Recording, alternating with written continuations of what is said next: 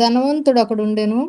అతడు ఊదారంగు బట్టలును సన్నపు నార వస్త్రములను ధరించుకొని ప్రతి దినము బహుగా సుఖపడుచుండువాడు. లాజరు అని ఒక దరిద్రుడుండెను.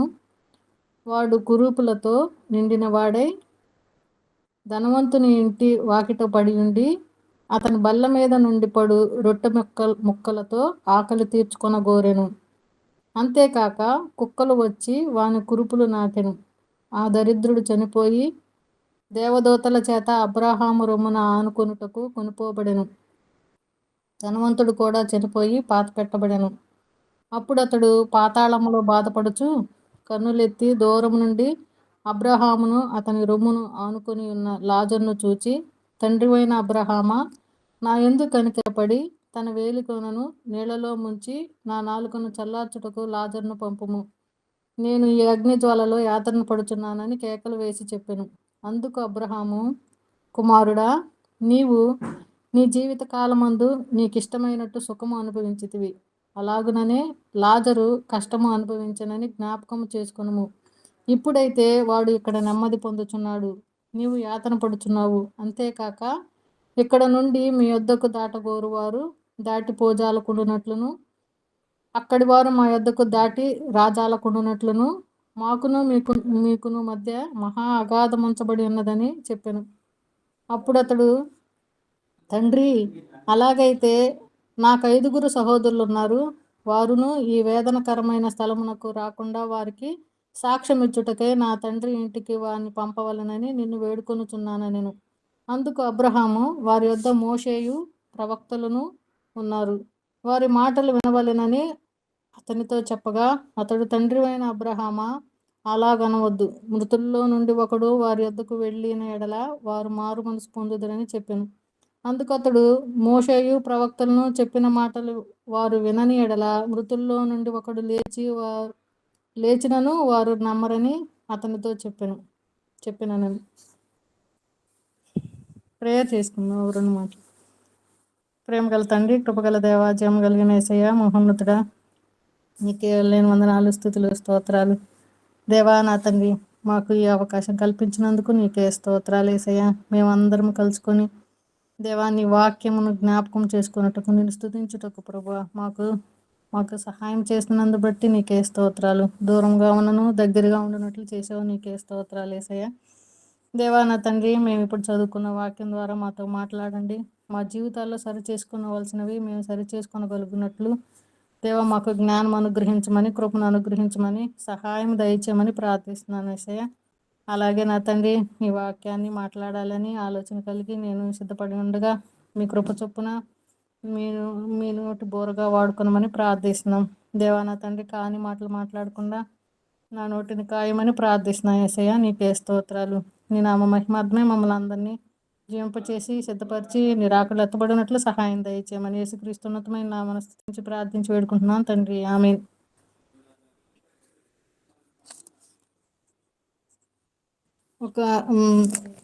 ఈ మనం చదువుకున్న ఈ పారాగ్రాఫ్లో ధనవంతుడిని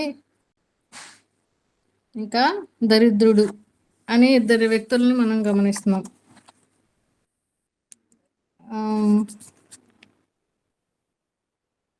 ఇక్కడ మనం చూసినట్లయితే ధనవంతుడు చనిపోయాడు, దరిద్రుడు చనిపోయాడు. మరి దరిద్రుడుగా ఉన్న లాజరు మాత్రం దేవుని దగ్గరికి కొనుపోబడ్డాడు. ధనవంతుడు పాతాళంలోనికి వెళ్ళాడని మనం చూస్తున్నాం. ధనవంతుడు ఎందుకు వెళ్ళలేదు, లాజరు ఎందుకు దేవుని దగ్గరికి వెళ్ళాడు? ఈ 2 క్వశ్చన్లకి ఎవరి ఆలోచన చొప్పున వాళ్ళు ఏదైనా ఐడియా ఉంటే 2 మాటలు చెప్పండి, తర్వాత నేను కంటిన్యూ చేస్తాను.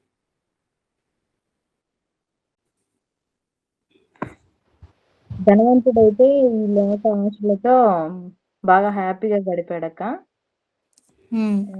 దరిద్రుడైతే భయభక్తులతో దేవుని యందు జీవించినట్లు మనకు అర్థమవుతుంది.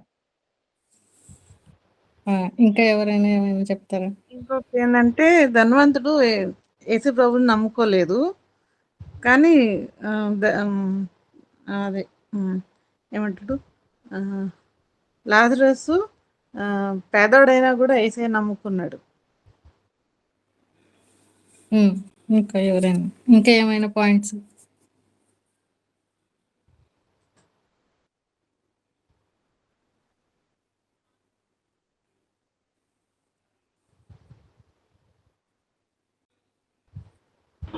ధనవంతుడు తనకిష్టమైనట్టు జీవించాడు, మారు మనసు పొందలేదు. లాజర్ అయితే దేవుని దగ్గర పరలోకంలో ఉన్నాడు కాబట్టి ఖచ్చితంగా మారు మనసు పొందాడు, రక్షించబడ్డాడు అని అనుకుంటా. అవును. ఇంకా ఇంకా ఏమైనా?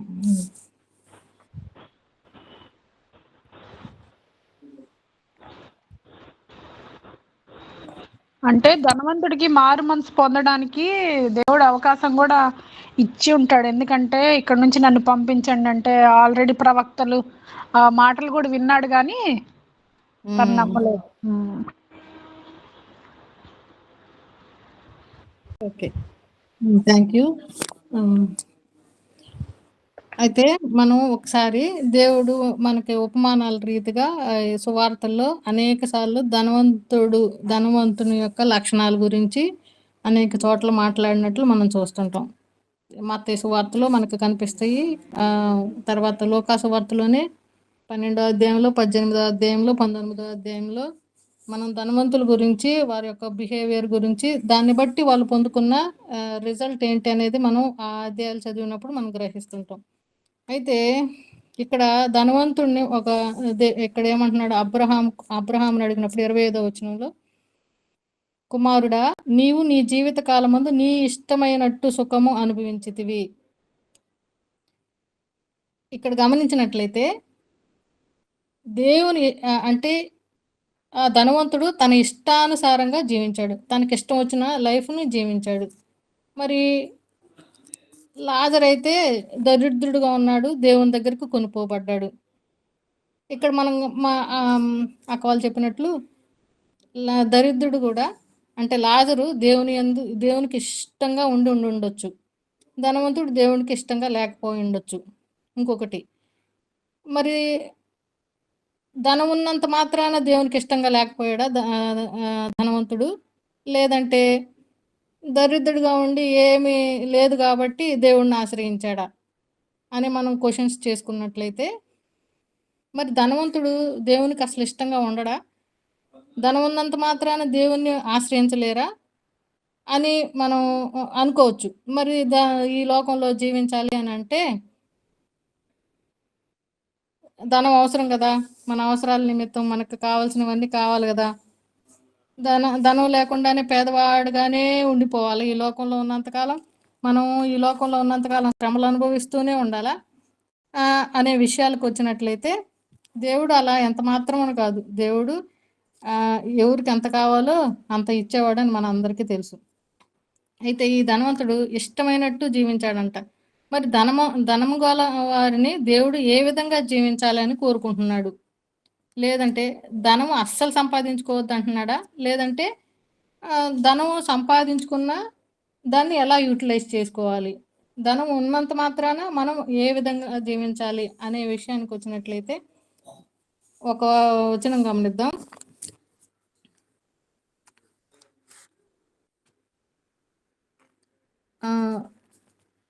లూకా సువార్త 18వ అధ్యాయం 21వ వచనం నుంచి గమనిద్దాం ఒకసారి.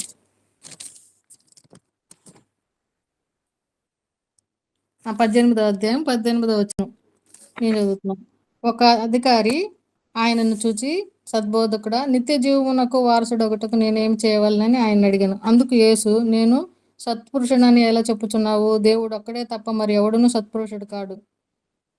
మళ్ళీ 21వ వచనం, అందుకు అతడు బాల్యము నుండి 20వ వచనం, వ్యభిచరింపవద్దు, నరహత్య చేయవద్దు, దొంగిలవద్దు, అబద్ధ సాక్ష్యం పలకవద్దు, నీ తల్లిదండ్రులను సన్మానింపుమను ఆజ్ఞలను ఎరుగుదువు కదా అని అతనితో చెప్పాను. ఎవరు ఈ మాట చెప్తుంది? యేసయ్య చెప్తున్నాడు. అందుకు అతడు, బాల్యము నుండి వీటన్నిటినీ అనుసరించుచునే ఉన్నానా నేను. యేసు విని, నీకింకా ఒకటి కొదువుగా ఉన్నది, నీకు కలిగిన ఉన్నవన్నీ అమ్మి బీదలకిమ్ము, అప్పుడు పరలోకమందు నీకు ధనము కలుగును, నీవు వచ్చి నన్ను వెంబడింపమని అతనితో చెప్పాను. అతడు మిక్కిలి ధనవంతుడు గనుక ఈ మాటలు విని మిక్కిలి వ్యసనపడగా యేసు అతన్ని చూసి ఆస్తి గలవారు దేవుని రాజ్యంలో ప్రవేశించుట ఎంతో దుర్లభము అని చెప్పాడు. ఇక్కడ మనం గమనించినట్లయితే ఇక్కడ ధనవంతుడు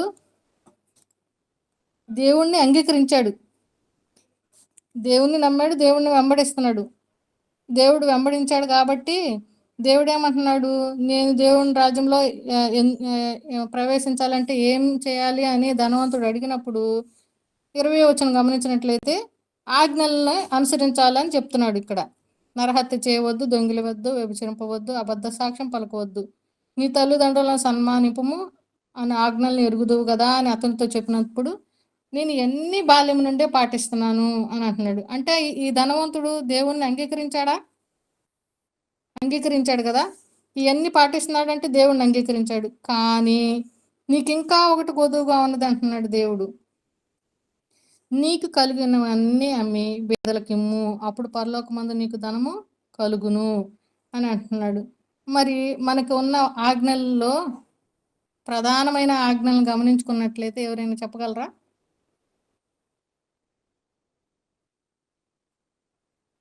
నిన్ను వల్ల నీ పొరుగు వారిని ప్రేమించుము.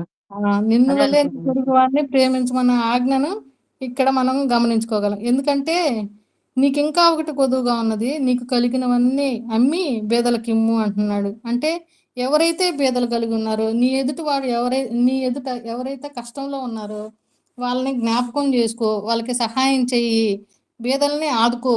అప్పుడు నీకున్నవన్నీ అమ్ము. నువ్వేం చేస్తున్నావు? ఆజ్ఞలన్నీ పాటిస్తున్నావు, అయినను నీకు ఇంకా ఒకటి కొదువుగా ఉంది. అంటే ఈ ధనవంతుడు దేవుడిచ్చిన ఆజ్ఞలను పాటిస్తున్నాడు, కానీ లోభత్వం కలిగి ఉన్నాడు. తనకున్న వాటిని బిగించి తన ముందు ఎవరైనా కష్టపడుతున్నా కానీ పట్టించుకునే వాడుగా ఉన్నాడు. ఇక్కడ మనం చదువుకున్న ఈ భాగంలో కూడా ధనవంతుని యొద్ద బల్ల మీద నుండి పడు రొట్టె ముక్కలతో ఆకలి తీర్చుకొనగోరెను. మరి లాజర్లు అక్కర్లో ఉన్నాడని, తను అనారోగ్యంతో ఉన్నాడని, తన అవసరతల్లో ఉన్నాడని ఈ ధనవంతుడికి తెలియకుండా ఉన్నదా? లేదే, తెలిసే ఉన్నది. అతడు అనుభవిస్తున్న శ్రమను చూస్తున్నాడు, కష్టాన్ని చూస్తున్నాడు, తన అక్కరున్నాడు కానీ పట్టించుకోలేదు. నిన్ను వల్లే నీ పొరుగువాన్ని ప్రేమించుము అనే ఆజ్ఞను పాటించలేకపోయాడు. ఒకటి, ఇష్టమైన జీవితంలో ఈ ధనవంతుడు ఏం చేయలేదు, ఆ అక్కర్లో ఉన్న లాజర్ని గమనించుకోలేదు. ఇంకా మనం గమనించినట్లయితే మత్తయి సువార్త 12వ అధ్యాయంలో మనం గమనించిన ఒక ధనవంతుడు ఉన్నాడు. లూకా సువార్త 12వ అధ్యాయం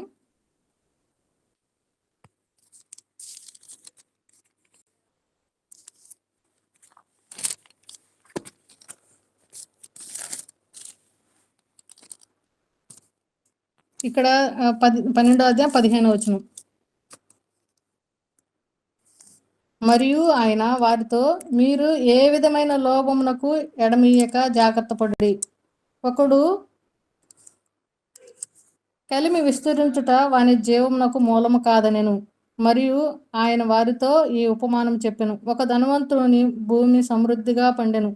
అప్పుడు అతడు, నా పంట సమకూర్చుకొనుటకు నాకు స్థలము చాలదు గనుక నేనేమి చేతునని తనలో తాను ఆలోచించుకొని, నేను ఇలాగ చేతును, నా కొట్లు విప్పి వాటికంటే గొప్ప వాటిని కట్టించి అందులో నా ధాన్యమంతటిని, నా ఆస్తిని సమకూర్చుకొని, నా ప్రాణంతో, నా ప్రాణమా, అనేక సంవత్సరములకు విస్తారమైన ఆస్తి నీకు సమకూడబడి ఉన్నది, సుఖించుము, తినుము, త్రాగుము, సంతోషించుమని చెప్పుకుందును అనుకునేను. అయితే దేవుడు ఇక్కడ ఈ ధనవంతుడు ఏం చేస్తున్నాడు?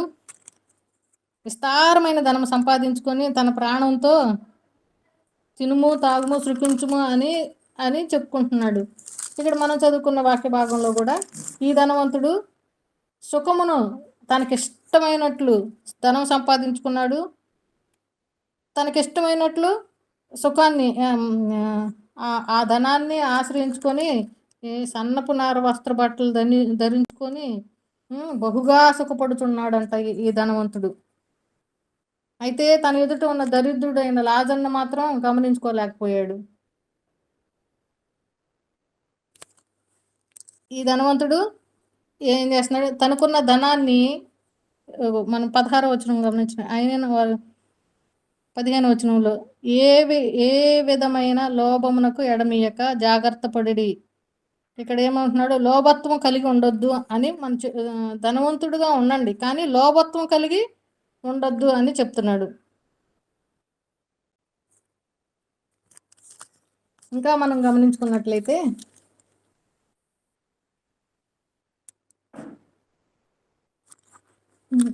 ధనవంతుడు ఎలాంటి స్వభావం కలిగి ఉంటాడు అని మనం గమనిస్తే సామెతలు 18వ అధ్యాయం 23వ వచనంలో,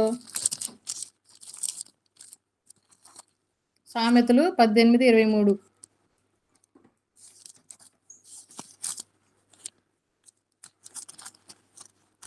ఎవరన్నా తీసారా?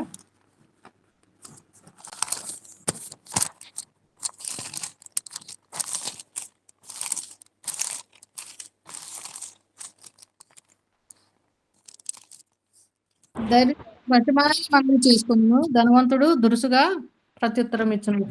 ధనవంతుడు ఎలా ప్రవర్తిస్తున్నాడంటే, ధనం కలిగి ఉన్నది కాబట్టి తనకి ఇంకా ఇంకా నన్ను ఎవరు ఎదిరించలేరు, ఇంకా నాకెవరితో అక్కర లేదని చెప్పేసి తను దురుసుగా ప్రవర్తిస్తాడంట. అయితే ధనం కలిగి తన ఇష్టానుసారంగా జీవించే మనం ఈ ధనవంతులను మనం గమనించాం. ధనము కలిగి ఉండి తన జీవితాలని దేవునికి అప్పగించుకున్న వాళ్ళని మనం చూద్దాం. 19వ అధ్యాయం, లోకాసు వార్త 19వ అధ్యాయం చూసినట్లయితే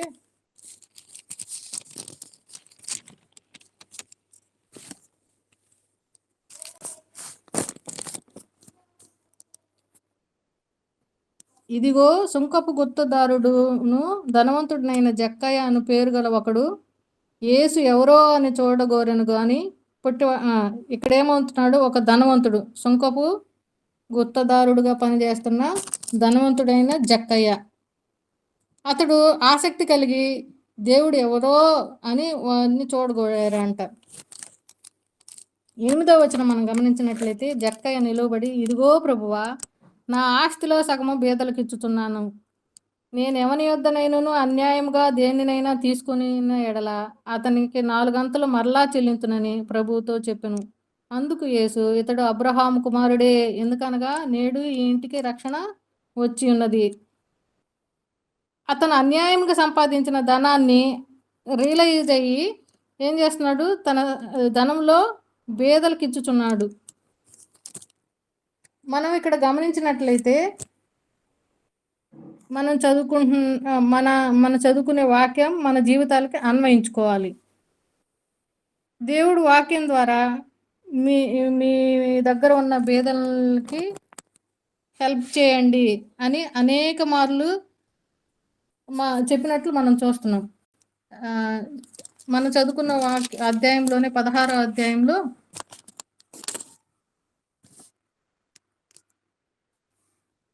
లేదంటే ద్వితీయోపదేశకాండం 15వ అధ్యాయం 5వ వచనంలో బీదల్ని ఎలా మనం చూడాలి అనే విషయంలో మనల్ని హెచ్చరిస్తున్నాడు. ముందే హెచ్చరించి పెట్టున్నాడు. మనం ఏ విధంగా జీవించాలి, మనకున్న ధనంలో మనం ఇతరులకి మనం సహాయం చేయకపోతే, లేదంటే ఇతరుల కష్టాలను కూడా మనం చూడకపోతే ఏ విధమైనటువంటి ప్రతిఫలం మనం పొందుకుంటాము. ధనవంతుడు అక్కడున్న ధనవంతుడు మాత్రం అత్యధికంగా ధనం కలిగి భేదవాన్ని పట్టించుకోలేదు. అతని జీవితం రియలైజేషన్ అవ్వలేదు. అందువలన అతడు నరకానికి పోయినట్లు, మనం అగ్నిగుండంలో వేయబడినట్లు మనం చూస్తున్నాం. ద్వితీయోపదేశకాండం 15వ అధ్యాయంలో 5వ వచనం,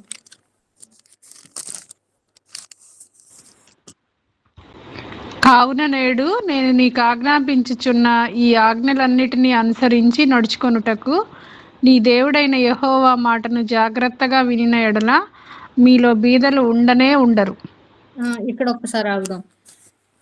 దేవుడైన యెహోవా మాటను జాగ్రత్తగా వినిన ఎడల మనలో బీదలు ఉండనే ఉండరంట. 6వ వచనం చదువుదాం. ఏలయనగా నీ దేవుడైన యెహోవా నీతో చెప్పి ఉన్నట్లు నిన్ను ఆశీర్వదించును గనుక నీవు అనేక జనములకు అప్పిచ్చెదవు గాని అప్పు చేయవు, అనేక జనములను ఏలుదువు గాని వారు నిన్ను ఏలరు. 7వ వచనం. నీ దేవుడైన యెహోవా నీకిచ్చుచున్న దేశమందు నీ పురములలో ఎక్కడైనను నీ సహోదరులలో ఒక బీదవాడు ఉండిన ఎడల బీదవాడైన నీ సహోదరుని కరుణింపకుండా నీ హృదయమును కఠినపరచుకొనకూడదు.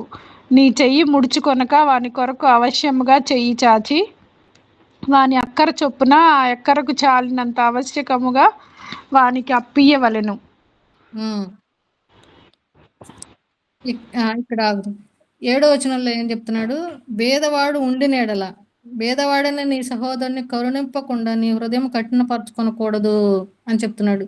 ఫస్ట్ ఏం చెప్తున్నాడు? నేను నీకు ఆజ్ఞాపించినవి అనుసరించినట్లయితే మీ మధ్యలో నుండి బేదలను మీలో బేదలు ఉండనే ఉండరు అని చెప్తున్నాడు. చూడండి 5వ వచనంలో, నేను నీకు ఆజ్ఞాపించినవన్నీ మీరు పాటించినట్లయితే మీలో బేదలు ఉండనే ఉండరు అంటున్నాడు. ఇక్కడ నీ హృదయం కఠినపరచుకొనకూడదు, నీ చెయ్యి ముడుచుకొనక వాని కొరకు అవశ్యముగా చెయ్యి చాచి వాని అక్కర చొప్పున ఆ అక్కరను చాలినంత అవశ్యముగా వానికి అప్పియవలెను అని చెప్తున్నాడు. అయితే ఇక్కడ మనం గమనించుకున్నట్లయితే బేదలకి సహాయం చేయాలి అంటున్నాడు. మరి ఈ ధనవంతులు కానీ వీరందరూ కూడా దేవుణ్ణి అనుసరించిన వారై ఉండి అబ్రహామును ఎరిగిన వారే ఉన్నట్లు మనం గమనిస్తున్నాం. 16వ అధ్యాయంలో గమనించినట్లయితే, తండ్రివైన అబ్రహామా నా యందు కనికరపడి, అప్పుడు పాతాళంలో బాధపడుచు కన్నులెత్తి 16వ అధ్యాయం 23వ వచనం.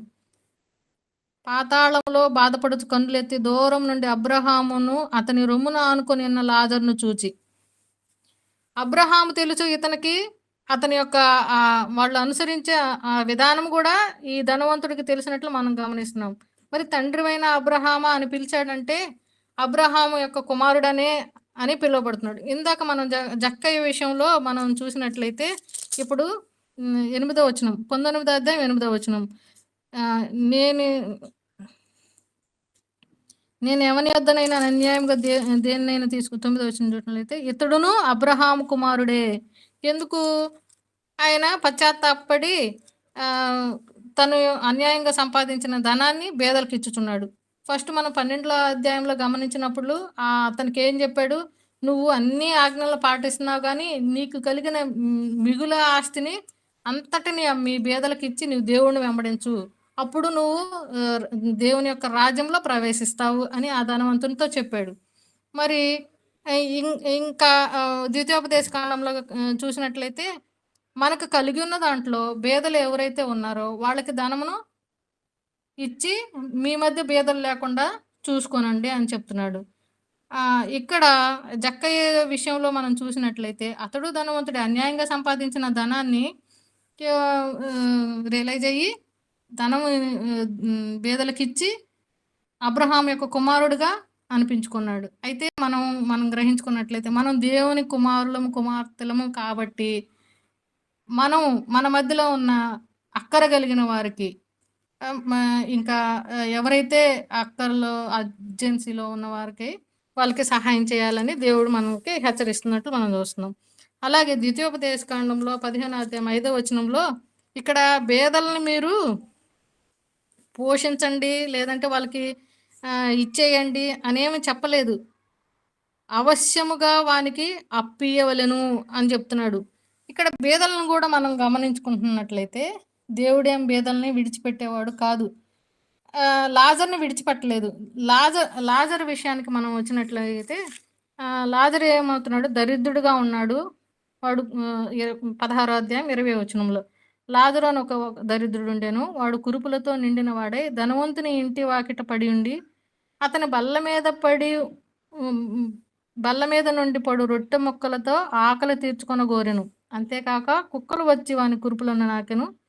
ఇక్కడ అతని యొక్క ఆలోచన మనం చూసినట్లయితే ఇందాక మనం కొన్ని పాయింట్స్ కూడా చెప్పుకుంటున్నాం. ఏమని?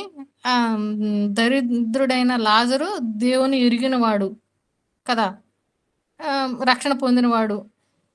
అంటే దేవుణ్ణి పాటించేవాడు, ఆజ్ఞలు పాటించేవాడు, దేవుణ్ణి అనుసరించేవాడు, దేవుని యందు భక్తి కలిగినవాడు. అయినను కూడా ఈ లాజరు అత్యాశ కోరుకోలేదు. అతను ఉన్న స్థితిని బట్టి దేవుణ్ణి దూషించలేదు. ఏమంటున్నాడు? కనీసం ఈ ధనవంతుని దగ్గరైనా నాకు స్థలం దొరికింది, అతని బల్ల మీద దగ్గర ఉండి పడే రొట్టె ముక్కలనైనా నేను తిని ఆకలి తీర్చుకుంటాను అనుకుంటున్నాడు. అంతేకాకుండా అతనికి ఇల్లు కూడా లేదు. మరి ఈ రొట్టె ముక్కలతో ఆకలి తీర్చుకొనగోరను. అంతేకాక కుక్కలు వచ్చి వాని కురుపులను నాకెను. ఇక్కడ ఏమవుతుంది? అతని కురుపులను నాకెను అంటే ఆయన ఇంట్లో ఉంటేనో, లేదంటే ఏదన్నా ఏమంటే సెక్యూర్డ్గా ఉంటే ఆ కుక్కలు వచ్చి నాకే అంత స్థితి లేదు, ఉండదు కదా. అంటే ఇప్పుడు గమనించుకున్నట్లయితే ఇతనికి ఇక్కడ నివాసయోగ్యమైన స్థలము కూడా లేదు. అయినను ఆ దరిద్రుడు తనకున్న స్థితిని బట్టి సంతోషించినట్లు మనం గమనించుకున్నాం. ఆ దరిద్రుడు చనిపోయి దేవదూతల చేత అబ్రహాము రొమ్మున ఆనుకొనుటకు కొనిపోబడెను. ఇక్కడ మనం కొన్ని వచనాలను గమనించినట్లయితే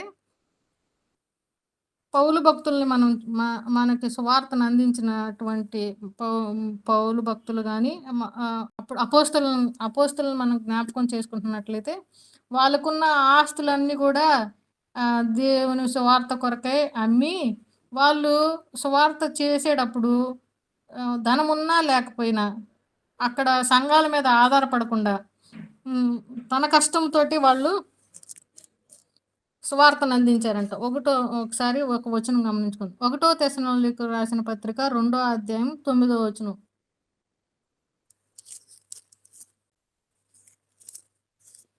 1 తెస్సలోనికీయులకు పత్రిక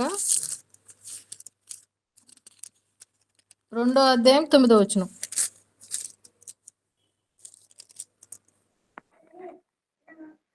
అవును సహోదరులారా, మా ప్రయాసమును కష్టమును మీకు జ్ఞాపకమున్నది కదా. మేము మీలో ఎవనికైనాను భారముగా ఉండకూడదని రాత్రింబగళ్ళు కష్టం చేసి జీవనము చేయుచు మీకు దేవుని సువార్త ప్రకటించితిమి. ఒకసారి ఇక్కడ ఏమంటున్నారు? మేము మీకు భారముగా ఉండకూడదని రాత్రింబవళ్ళు కష్టం చేసి జీవనము చేయుచు. ఇక్కడ ఏం చేస్తున్నారు? వాళ్ళ జీవనాధారం కోసం ఏం చేస్తున్నారు? రాత్రింబవళ్ళు కష్టం చేసి వాళ్ళ జీవనాధారమును వాళ్ళు సంపాదించుకుంటున్నారు. సంపాదించుకొనుచు దేవుని సువార్త ప్రకటిస్తున్నారు. ఇక్కడ బేదలైన వారికి అప్పియమన్నాడు, అప్పు ఇవ్వమన్నారు, కానీ బేదలను సోమరులుగా తయారవని అని మాత్రం చెప్పట్లేదు. ఇంకా మనం చూసుకున్నట్లయితే తెస్సలోనిక పత్రిక రెండో పత్రిక 3వ అధ్యాయం 8వ వచనంలో మమ్మల్ని మాదిరిగా చేసుకొని జీవించమని చెప్తారు. ఒకసారి 3వ అధ్యాయం 8వ వచనం. ఎవని యొద్దను ఉచితంగా ఆహారం పుచ్చుకొనలేదు, మేము మీలో ఎవనికిని భారంగా ఉండకూడదని ప్రయాసంతోనూ కష్టముతోనూ రాత్రింబగళ్ళు పని చేయుచు జీవమును చేస్తిమి. మీరు మమ్మను పోలి నడుచుకునవలెనని మేము మాదిరిగా కనపరుచుకొనుటకే ఇలాగు చేస్తిమి. కానీ మాకు అధికారం లేదని చేయలేదు. మరియు ఇక్కడ చెప్తున్నారు. ఒకసారి 8, 9 వచనాలు గమనించినప్పుడు ఏం చెప్తున్నాడు? వాళ్ళ భారముగా వేరే వాళ్ళకి భారంగా ఉండకూడదని ప్రయాసంతోనూ కష్టంతోనూ రాత్రింబవళ్ళు పని చేయొచ్చు జీవనం చేసితిమి. మీరు మమ్మను పోలి నడుచుకొనవలెనని మాదిరికరమైన జీవితం వీళ్ళు మనకు చూపిస్తున్నట్లు గమనిస్తున్నాం. నడుచుకొనవలెనని మేము మాదిరిగా కనపరుచుకున్నట్టుకే ఇలాగ చేసిద్దాం. కానీ మాకు అధికారం లేక, వాళ్ళకి అధికారం ఉంది. అక్కడ ఏ సంఘానికి వెళ్తే వాళ్ళని పోషించగలరు, సంఘాలను అడిగి వాళ్ళు ధనం సమకూర్చుకోగలరు. కానీ వాళ్ళు ఒక మాదిరికరమైన జీవితం జీవించడానికి కోసం వాళ్ళు ప్రయాసముతో వేరే వాళ్ళకి భారం కాకూడదని ప్రయాసంతో రాత్రింబళ్ళు పని చేయొచ్చు వాళ్ళ జీవనం వాళ్ళు సంపాదించుకొనచ్చు సువార్తను ప్రకటించారని మనం చూస్తున్నాం. అంతేకాదు సామెతలు 13వ అధ్యాయం 23వ వచనంలో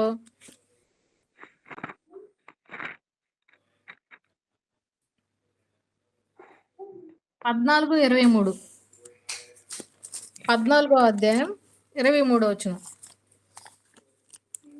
ఏ సామెతలు కష్టం చేసినను లాభమే కలుగును. వట్టి ఒక మాట వెమిటికి కారణములు.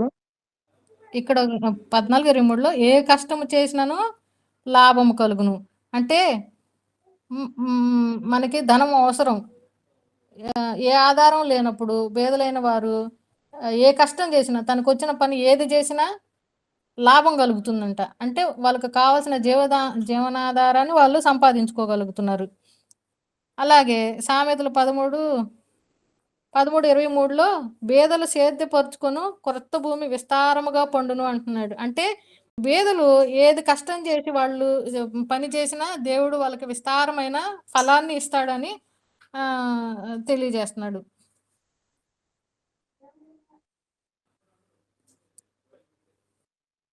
అంతేకాకుండా హెబ్రీయులకు రాసిన పత్రిక 13వ అధ్యాయం 5వ వచనంలో మనం గమనించినట్లయితే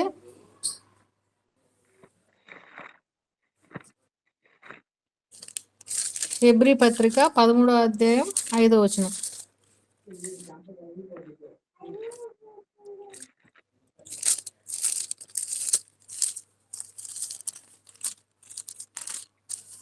ధనాపేక్ష లేని వారై మీకు కలిగిన వాటితో తృప్తి పొంది ఇండుడి. ఇక్కడ ఏమని చెప్తున్నారు? ధనాపేక్ష లేని వారే మీకు కలిగిన వాటితో తృప్తి పొంది ఉండుడి. అప్పుడేమవుతుందంట? నిన్ను ఏమాత్రమును విడువను, నిన్ను ఎడబాయను అని ఆయనే చెప్పాను కదా. కాబట్టి ప్రభు నాకు సహాయుడు, నేను భయపడను, నరమాతుడు నాకేమి చేయగలడు అని మంచి ధైర్యంతో చెప్పగలవారమై ఉన్నాము. ఇక్కడ మనం చూసినట్లయితే మనం ఫస్ట్ నుంచి గమనించుకుంటున్నది ధనవంతుడు పేదవాళ్ళకి సహాయం చేయాలి. ధనవంతుడు ధనాపేక్ష కలిగి అధిక లోభం కలిగి దేవునికి అయిష్టుడుగా ఉండకుండా తనకున్న ధనాన్ని పేదలకు ఇస్తూ దేవుని పనికై వాడబడుతూ ధనాపేక్ష లేనివాడే జీవించాలని చూస్తున్నాం. అలాగే పేదవాడు ధనం కావాలని ఎక్కువగా అపేక్షించి ఉన్నదానికంటే ఇంకా లేనివి కోరుకొనుటూ. ఒకసారి ఇంకొక వచనం మనం గమనిస్తాం. 1వ తిమోతి 6వ అధ్యాయం 9వ వచనం. ధనాన్ని ఎక్కువగా అపేక్షించడం వల్ల కలిగే నష్టం. కష్టం చేస్తే మనకి లాభం వస్తుంది. కష్టం చేసి సంపాదించుకొని మనం హెచ్చరింపబడుతున్నాము. అలాగే మనం ఎక్కువ ధనాన్ని ఆశించడం వల్ల ధనవంతులకు అపేక్షించువారు 6వ అధ్యాయం 9వ వచనం. ఒకరు కదా గారు. ధనవంతులకు అపేక్షించువారు శోధనలోను ఉరిలోను అవివేకయుక్తములను హానికరములైన అనేక దురాశలలోను పడుదురు. అట్టివి మనుషులకు నష్టములోను నాశనంలోను ముంచివేయును. ఎందుకనగా ధనాపేక్ష సమస్తమైన కీడులకు మూలము. కొందరు దాన్ని ఆశించి శ్వాస నుండి తొలగిపోయి నానా బాధలతో తమను తామే పడుచుకొనిరి. ఇక్కడ చూసినట్లయితే ధనమును ఎక్కువగా ఆపేక్షించడం వలన, ఉన్నదానికంటే ఎక్కువగా కావాలి అని అనుకోవడం వలన ఏమి శ్రమలు పొందుతున్నారు? కీడులకు మూలం. ధనవంతులగుటకు అపేక్షించువారు శోధనలో పడుతున్నారు, ఉరిల్లో పడుతున్నారు, అవివేకయుక్తములైన హానికరములైన అనేక దురాశల్లో పడుతున్నారు. అవివేకయుక్తములైన హానికరములైన వాటిలోకి మనం పడిపోతున్నామంట. అట్టివి మనుషులను నష్టంలోను నాశనంలోనూ ముంచివేయుచున్నవి. ధనం కావాలంటే మనం అన్యాయమైన మార్గంలో కూడా ప్రయత్నం చేయాలని చూస్తుంటారు. అన్యాయమైన మార్గంలో చేయడం వల్ల అవి దేవునికి ఇష్టమైనలుగా మనం జీవించగలుగుతామా? ఇష్టంగా ఉండలేము. సో ధనాపేక్ష అనేది కీడునకు మూలం. దాన్ని ఆశించిన వారు విశ్వాసం నుండి తొలగిపోయారంట. నానా బాధల్లో తమను తామే పొడుచుకొని పోయారంట. అనేకులు ఉన్నారు అని దేవుడు మనల్ని హెచ్చరిస్తున్నాడు.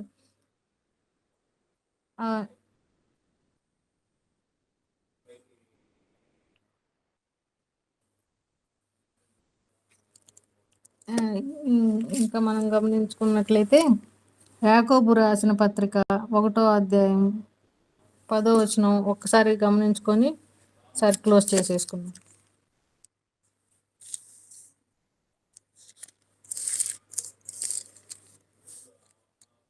10వ వచనం.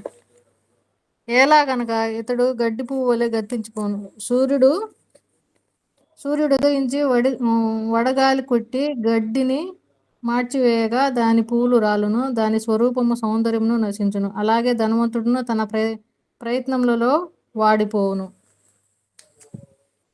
అలాగే మనం చూసుకున్న అధ్యాయంలో ధనవంతుడు కూడా అలాగే వాడిపోయినట్లు చూస్తున్నాం.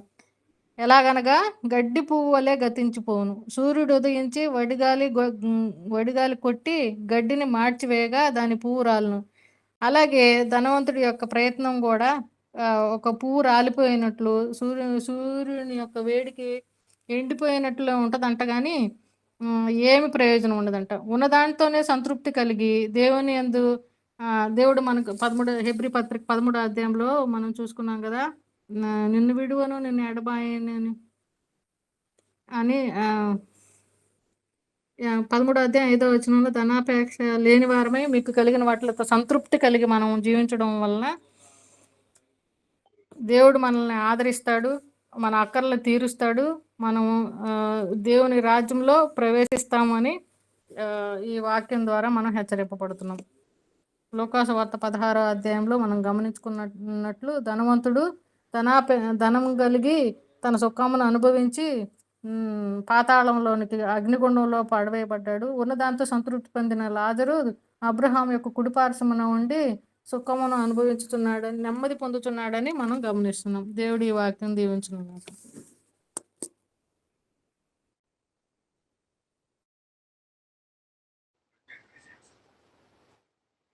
మంచి వాక్యం చెప్పిన రంజని అక్కకి వందనాలు. అన్నీ బాగా అక్క ప్రిపేర్ అయ్యారు మంచిగా.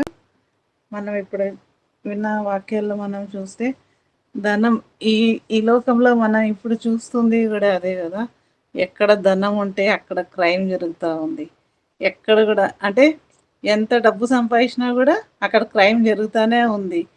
వెనకాల మనం చూస్తే ఇంకా శోధన, అవివేకంగా, నష్టం, ఆ ఫ్యామిలీలో శోధన ఉంటుంది, నష్టమే ఉంటుంది, ఇంకా మనశ్శాంతి ఉండదు. సో అలానే మనం కూడా అంటే ఎంత మనకి లిమిట్గా మనం ధనంని సంపాదించుకోవాలి. అలానే మనం పేదవాళ్ళకి సహాయం చేయాలి, అలానే దేవునికి కూడా ఇవ్వాలి, వేరే వాళ్ళకి కూడా హెల్ప్ చేయాలి. సో ఈ రోజుల్లో మనం చూస్తున్న సొసైటీలో కూడా అలానే సేమ్ జరుగుతూ ఉంది. ఎలా బైబిల్లో ఉంది, ఎక్కువ సంపాదించుకుంటే ఇవన్నీ లాస్ట్లో ఉంటాం. అదే మనం దేవుని ఎందు భయభక్తిగా ఉంటే మనం ఆయనకి సహాయం చేస్తాము, పేదవాళ్ళకి కూడా సహాయం చేస్తాం. మంచిగా వాక్యం చెప్పారక్క, వందనాలు. ఎవరన్నా క్లోజింగ్ ప్రేయర్ చేస్తారా?